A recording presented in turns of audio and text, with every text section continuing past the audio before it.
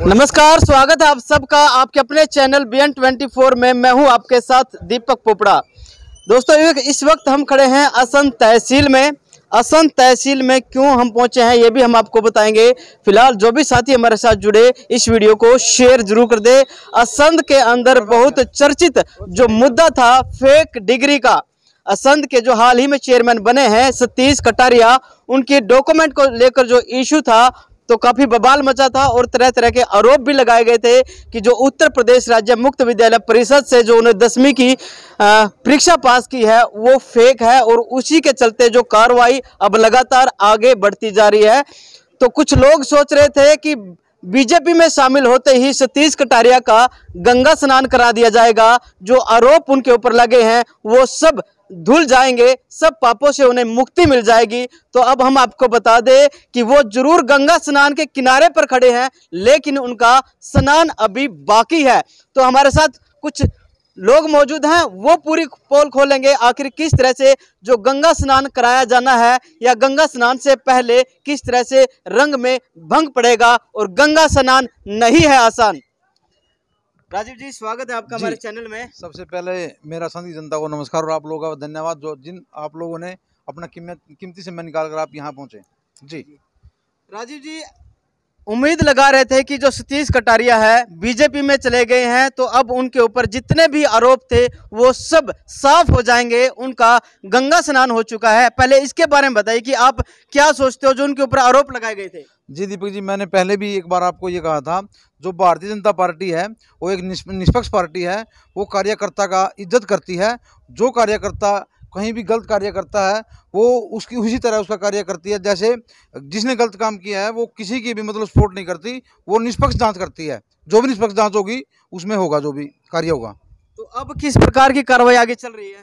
जी, आज तहसीलदार साहब ने कल नोटिस भेजा था मैं, भाई आपने जो दस्तावेज है वो हमें दे के जाएँ। वो हमने ये अपना उत्तर प्रदेश जो हम उत्तर प्रदेश माध्यमिक शिक्षा परिषद उत्तर प्रदेश प्रयागराज ने जो लिख के दिया है वो ये लिख के दिया है भाई ये बोर्ड उत्तर प्रदेश की सूची में कोई बोर्ड की सूची में नहीं है, ये बोर्ड फेक है। और यही भिवानी बोर्ड ने भी यही लिख के दिया है भाई जो उत्तर प्रदेश का बोर्ड है ये फेक सूची की लिस्ट में है।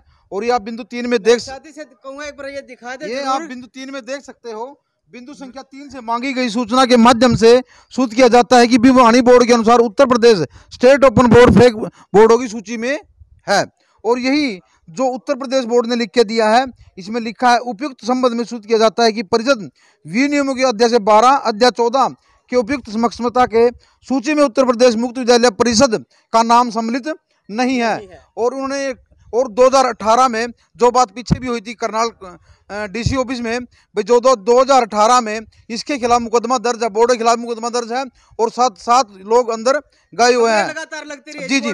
और मैं तो प्रशासन से, SDM साहब से, DC साहब से, इलेक्शन कमीशन से और माननीय मुख्यमंत्री जी से यही विनती करूंगा कि इसके खिलाफ सख्त से सख्त कार्रवाई की जाए और मुकदमा दर्ज किया जाए और ये इलेक्शन कैंसिल किया जाए। राजीव जी, अब तो लिखित में भी आ चुका है कि ये बोर्ड फेक है। जी जी। तो अब जो लोग कसमें खाते थे भगवान जी की, तो उसके बारे में क्या कहोगे? जी, मैं तो यही कहूँगा, उसने छोटी टिप्पणी भी की थी भाई कुछ लोग इलेक्शन में वोट का मायूस के माध्यम से लड़ रहे हैं। ये वोटों की लड़ाई नहीं थी, ये संघ के न्याय की लड़ाई है।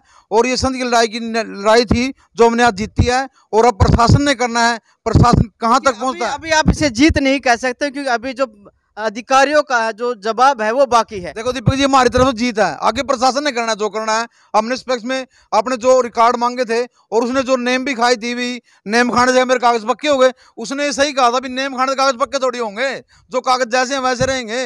और ये तो लोगों को भरमाना था, एक वोटों की राजनीति थी जो उसने श्याम था, जो पता था इसको वो डॉक्यूमेंट मेरे फर्जी हैं तो इसने नेम नहीं खानी थी। तो अब आप पूरी ताल ठोक के कह सकते हो कि ये डॉक्यूमेंट फर्जी है, क्योंकि आपके पास लिखित में प्रूफ आ चुका है। बिल्कुल जी, अब हम ठोक के कहेंगे जिस बोर्ड जिसने 10वीं की है वो बोर्ड फेक है और उसके खिलाफ सख्त से सख्त कार्रवाई की जाए। मेरी माननीय DC साहब से और SDM साहब से अनुरोध और विनती है। जी, बहुत बहुत धन्यवाद राजीव जी। आप सुन रहे थे राजीव जी को। अब हमारे साथ हैं कमलजीत लाडी, जो भाजपा के उम्मीदवार थे असंध से और दूसरे नंबर पर रहे थे। लेकिन जब बातचीत करते थे सतीश कटारिया से तो वो ये कह रहे थे कि हार से बुखलाए हुए हैं। सर, आप अब क्या कहना पहले तो मैं आपके चैनल का धन्यवाद करता हूं। दीपक जी, बात ये है, अभी देखो हमने तो ये सारा रिकॉर्ड निकलवा दिया है, और ना तो हम हार से बुखलाए हैं और ना ही हमें ऐसी हमारे को कोई टेंशन है हार की। ये तो उनकी मनगढ़ंत बातें हैं। बाकी हमने तो देखो सारा A to Z प्रयागराज से भिवानी बोर्ड से लिखित में विद स्टैंप विद मोहर लगवा के आज हमने सारे इनको दोबारा से तहसीलदार साहब को दस्तावेज सौंप दिया है। और कल हमारे को इन्होंने एक नोटिस भेजा था, नोटिस के माध्यम से हम इनके पास आ जाए थे और हमने भाई राजीव ने भी और मैंने भी। कमलजीत जी ऐसा सोच रहे थे कि अब बीजेपी में शामिल हो गए हैं सतीश कटारिया, तो इनके ऊपर कोई कार्रवाई नहीं होगी, ये कितना सही मानते हो आप? देखो कार्रवाई बीजेपी पार्टी तो ऐसा थोड़ा कि अगर किसी ने गलत काम किया बीजेपी पार्टी उसकी जिम्मेवार थोड़ा है जी। वो तो उसकी अपनी पर्सनल गलती है, उसका पर्सनल मैटर है। अगर उसको पता था मेरी डीएमसी फेक है तो उनको अपने आप को सोचना चाहिए था। तो अब अधिकारी से आप मिले हो, किस प्रकार का आपको आश्वासन मिला है कि आगे कार्रवाई जल्द होगी या नहीं? होगी क्यों नहीं, जब हमारे पास प्रूफ है। हमने प्रूफ उनको दे दिए, आज दोबारा से दस्तावेज दे दिए हैं और ये सारी की सारी एप्लीकेशन दस्तावेज दोबारा उनको एप्लीकेशन के साथ संलग्न करके। आपको ऐसा तो लगता कि अधिकारी के ऊपर दबाव बनाए सरकार? नहीं, ऐसा क्यों होगा, ऐसा क्यों होगा? उनको तो कार्रवाई तो करनी पड़ेगी, कानूनी कार्रवाई तो करनी पड़ेगी। कानून तो सबके लिए बराबर है ना जी। बिल्कुल, कानून सबके लिए बराबर है। दोस्तों एक बार फिर हम आपको बता दें कि असंध के अंदर जो हाल ही में चेयरमैन बने हैं सतीश कटारिया, उनके डॉक्यूमेंट को जो लेकर इशू था, साथी से कहूँगा बिल्कुल साफ क्लियर दिखा दे कि जो आगे से डॉक्यूमेंट आए हैं, जो सूचना मांगी गई थी आरटीआई के तहत, आरटीआई के माध्यम से जो हमने कंप्लेंट डाली थी उन्होंने हमारे को ये कॉपी दी है, ये उन्होंने सारा प्रूफ भेज दिया है, ये देख लीजिए आप। 14 जुलाई 2022। कमलजीत जी आप भी बीजेपी से हो और अब सतीश कटारिया भी बीजेपी से हैं, तो आपको नहीं लगता कि आप अपने पार्टी के सदस्यों को इस तरह से आपने सरेआम आना चाहिए? देखो सच्चाई सामने आनी चाहिए, हम तो सच्चाई के ऊपर हैं जी। सच्चाई तो सामने आए ना, ताकि जनता को पता लगे संत की जनता के साथ धोखा हुआ है, ठीक है, उस चीज का सामने आना चाहिए। गलत को गलत और ठीक को ठीक करना चाहिए। बिल्कुल सही कहा। एक बार दोस्त डॉक्यूमेंट दिखा दे अच्छी तरह से, फोटो।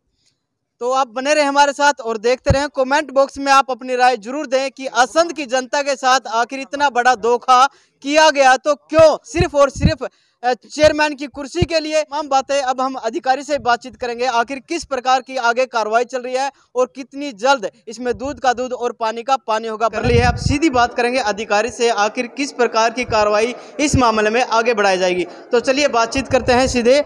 तहसीलदार हमारे साथ मौजूद होंगे, जल्द ही आप हमारे साथ बने रहें। नायब तहसीलदार प्रवीण कुमार जी हमारे साथ जुड़ चुके हैं, तो चलिए बातचीत करते हैं।